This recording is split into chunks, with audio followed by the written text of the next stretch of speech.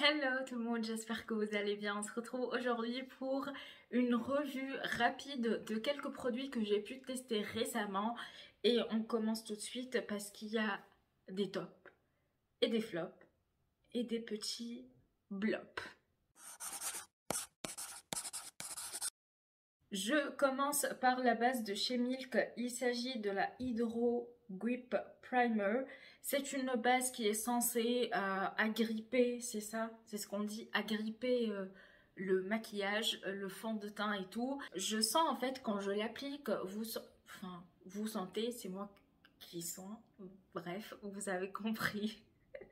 On sent que j'ai l'impression d'avoir utilisé tous les pronoms personnels. Bon. On sent que la base a une texture très collante, ce qui fait qu'elle fait accrocher le fond de teint par la suite. Et sincèrement, pour le moment, je l'ai testé plusieurs fois et j'ai l'impression que mon fond de teint tient plus longtemps qu'avec une base habituelle, que ce soit hydratante, matifiante ou autre. Donc franchement, c'est une très très belle découverte et pour le moment, je ne suis pas déçue, donc je me suis dit que j'allais vous en parler. Et puis, si vous l'avez déjà testé, dites-le moi en commentaire. Peut-être qu'on partage le même avis ou peut-être pas. J'ai testé le blush Define You dans la teinte Céline. C'est un blush liquide qui se présente dans un petit contenant comme ceci. Je ne sais pas combien de millilitres on a. C'est 6 grammes à l'intérieur. Donc, l'embout se présente comme ceci. Au début, j'étais un peu réticente. Je me suis dit, ah non, mais il n'y a rien qui se passe sur mes joues. Il n'y a rien. Je ne remarque rien du tout. Vous mettez une petite couche. Ensuite, vous la travaillez et vous remettez et vous remettez une deuxième couche et vous la retravaillez et ainsi de suite. Et bon, clairement, c'est pas le blush qui va me faire gagner du temps le matin, surtout quand j'ai la flemme de me maquiller, de prendre 30 minutes à le faire. Son effet est très très beau, sincèrement. Si vous aimez le genre de blush très naturel, subtil, qui ne se voit presque pas et tout, c'est celui qu'il vous faut. Côté praticité, c'est pas celui vers lequel je vais me diriger tout le temps. Alors là, les amis, on va parler de quelques bijoux dans ma collection. Bon, il y a le PC qui a fait le bruit. Je pensais pas un jour les tester, mais le moment est venu et je vais partager avec vous mon avis. Il s'agit de la collection Gemstone de chez Danessa Marix. Vous pouvez les trouver en trio. Oui, j'ai enfin trouvé l'expression exacte. Du coup, dans le trio, on a un Twin Flames et 2 crayons. Moi, j'en ai pris 2, donc j'ai 2 Twin Flames et 4 crayons en tout. Alors, pour les Twin Flames, j'avoue que c'est une tuerie monumentale. Une tuerie, voilà, de l'autre monde. Je ne sais pas comment l'expliquer, mais les reflets qu'il y a dedans, les amis, c'est autre chose. C'est autre chose. Pourtant, j'ai testé les Natasha Denona et Lethal Cosmetics. Mais ça n'a rien à voir en fait. C'est très très fin, c'est subtil, c'est plein de reflets et tout. Franchement, écoutez, je vais vous les swatcher comme ça, vous allez me croire. Et j'espère que ça va sortir à la caméra parce que je vous ai préparé deux Reels. Et j'ai été très très frustrée parce que bah, vous ne voyez pas les reflets qu'il y a dedans. Ici, vous avez le Mystique et ici le Ruby Rose, il me semble. Alors, là, vous avez des reflets violets, comme vous le voyez, mais aussi, si je fléchis un petit peu ma main, en fait, c'est vert. C'est totalement vert. Mais le problème, c'est que vous ne voyez rien du tout et ça m'énerve. Et là, vous avez des reflets rosés et verts, mais un vert très très clair. Une petite touche de doré. C'est super beau, c'est... Voilà, je n'ai rien d'autre à dire. Alors, le côté positif de ces produits, c'est qu'ils sont opaques dès la première application. En fait, vous n'avez pas besoin de mettre plusieurs couches pour avoir une opacité convenable. Et en plus, ils sèchent très très vite. Alors ça pourrait être qui tout double.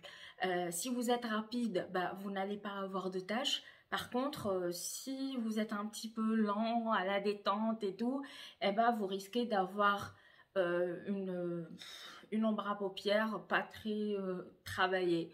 On va dire ça comme ça. Mais franchement, les reflets sont dinguissimes et même s'ils coûtent un tout petit peu cher, je vous conseille de les prendre. Parce que, voilà quoi, je suis complètement dingue. Parlons des crayons maintenant. Les couleurs sont très très belles. Par contre, petit point négatif, c'est qu'ils sont secs. Et donc, quand je les applique sur ma paupière, ça me fait mal à chaque fois. Et ça fait pas...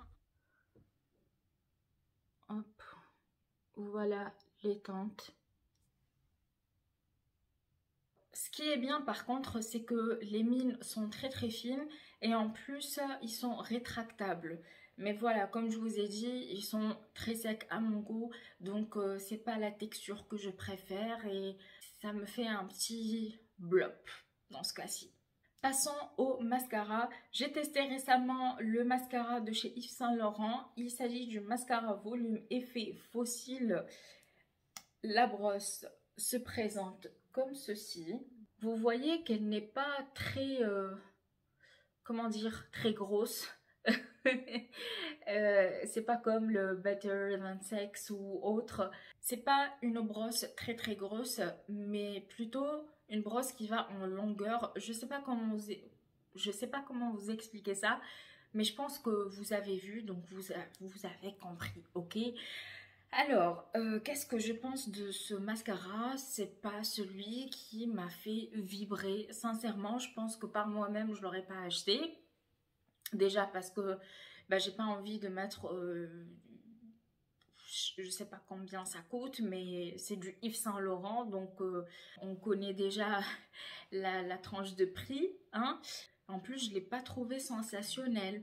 C'est-à-dire que quand je l'applique sur mes cils, bon, ce qui est bien, c'est que il sépare bien les cils. Il fait en sorte qu'il soit un tout petit peu plus long, mais pas trop trop. Vous voyez que c'est un effet naturel. Et l'effet de volume, là, je le vois pas. C'est un bof. Ouais, ça me laisse indifférente. Et voilà, j'ai voulu vous donner mon avis là-dessus parce que c'est rare quand je teste des mascaras. J'ai mes petits chouchous et c'est vrai que bah, quand je l'ai testé, j'ai pas été extasiée. On finit par les yeux. Je vais vous parler d'un produit qui est 50-50. J'ai pas compris pourquoi. Alors oui, j'ai compris pourquoi parce que j'ai testé avec plusieurs types de fard à paupières et tout. Et il s'agit de la base de chez Shiglam. Donc c'est la Ready Set Primer. Si vous me connaissez, vous savez que j'ai des paupières grasses. Donc sur moi, les fards à paupières seuls ne tiennent pas du tout. Par exemple, la base de chez P. ne me conviendrait pas parce que ça fait pas tenir les fards à paupières. Donc moi, généralement, j'utilise celle de chez NYX, la Proof It, ou celle de chez Too Faced. Bref, alors, cette base, au début, je pensais qu'elle n'était pas efficace.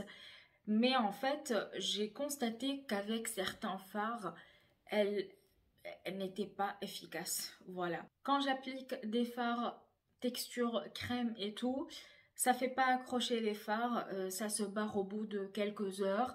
Moi, c'est pas possible quoi, parce que j'ai pas envie d'avoir un maquillage dégueulasse à la fin de la journée. Et d'ailleurs, je vais vous mettre des photos quelque part parce que je voulais vous les montrer, la preuve que ça ne tient pas sur moi. Après, j'ai commencé à l'utiliser sur des fards poudre on va dire ça. Et j'ai remarqué qu'elle les tient mieux que les fards un peu plus crémeux. Quand je dis crémeux, en fait, je parle des fards, par exemple, poudre crème de chez Natasha Denona ou autres, pas les textures crème-crème. Crème-crème, ça veut rien dire crème-crème, mais bon. Avec ces textures crème poudre, ça ne fonctionne pas du tout. Avec les fards plus poudreux, ça fonctionne, mais c'est pas sensationnel. J'ai utilisé la palette Sultry de chez Anastasia Beverly Hills. Le fard que j'ai utilisé là, le petit saumoné, avec d'autres bases, il est plus intense. Avec celle-ci, ben, il n'y a rien du tout. Donc, voilà, je suis un petit peu mitigée. Et pour le coup, je la mettrai plus dans mes flops que dans mes tops. On repasse au teint vite fait. Il me reste 3 produits à vous présenter. Donc, le premier, c'est celui de chez Rodial. C'est une base Soft Focus Glow Drops. Elle se présente comme ceci. C'est un flacon avec une pipette. Voilà la pipette. Et vous voyez que le produit est rose. Alors, quand vous l'appliquez, c'est pas rose du tout. Ça a une texture très légère, lumineuse, avec des nacres dedans. Mais ça ne se voit pas. Ce ne sont pas des particules pailletées qu'on n'aime pas avoir sur le visage. Mais plutôt des nacres. Ce qui va faire en sorte que votre visage va avoir cet effet naturel, glowy, en bonne santé et tout. Par contre, le point négatif, c'est l'odeur, quoi. L'odeur, je ne supporte pas. Ça a l'odeur du pamplemousse, les gars. Et moi, je déteste ça. Je déteste le pamplemousse. Voilà, donc à chaque fois que je l'utilise, je me dis, ah non, mais il faut que je me bouche le nez parce que je ne supporte pas l'odeur. Et en même temps, l'effet est très très beau. Le fond de teint de chez Shiglam, bon là il est dans son petit pochon en velours, mais voilà comment la bouteille se présente.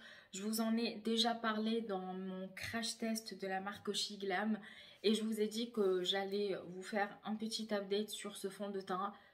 Il est top, il est top. Il est le top du top. Ah oui, je me suis trompée en fait. Il me reste un autre produit de chez Shiglam à vous présenter. Pourquoi j'aime ce fond de teint? Déjà, il est mat. Il est léger en même temps. Il n'a pas cet effet lourd sur la peau. Et il couvre presque toutes mes imperfections. C'est-à-dire que si je mets 2 pompes, je vais avoir une couvrance moyenne plus. Si j'en mets plus, je vais avoir une couvrance totale de chez Total. En plus, il tient bien toute la journée et quand il s'estampe joliment. Il ne fait pas d'effet de matière. Bref, en plus, il tient la matité super longtemps. Donc franchement, j'adore ce fond de teint et pour le prix, il vaut vraiment le coup. Si vous cherchez un fond de teint mat et plutôt léger sur la peau comparé à d'autres, eh bien n'hésitez pas à aller le tester parce qu'il vaut le détour. Un autre produit de chez Shiglam, c'est le fameux anti-cerne qui ne convient pas à ma carnation, mais je l'ai quand même testé et je vais vous dire ce que j'en pense. Je ne l'aime pas du tout, du tout, du tout, du tout. Pourquoi? Parce qu'il marque trop les ridules. Il marque trop les ridules.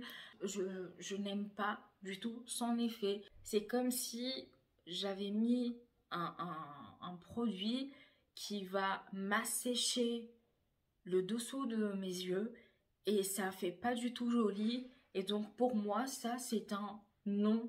Non, non, non. Dernier produit tout rikiki, tout mignon que j'ai eu dans le calendrier de l'Avent de chez Glossybox au look fantastique.